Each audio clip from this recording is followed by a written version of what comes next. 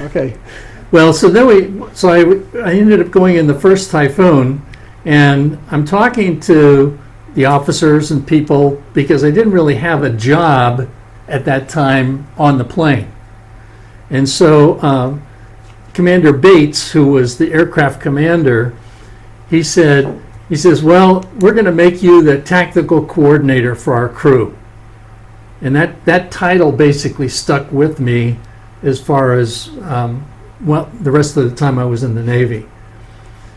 And so we went out and I got all of these interesting comments about the Air Force versus the Navy.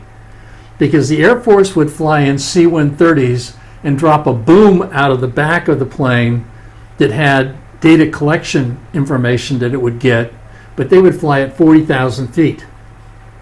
When we flew no higher than 10,000 feet, and when the aerographers needed to look at the height of the waves, we were down as low as 1,000 feet.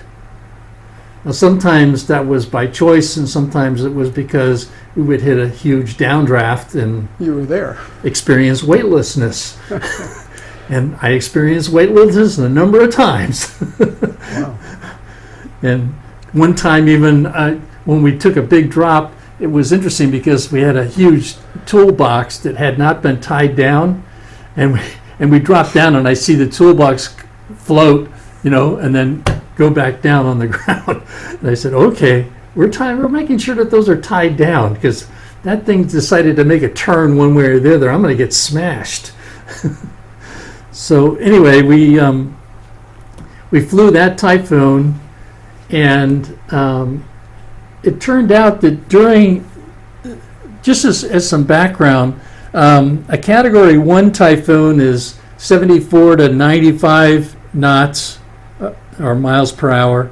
Type 2 is 96 to 110. Type 3 is 111 to 129. Type 4 is 130 to 156.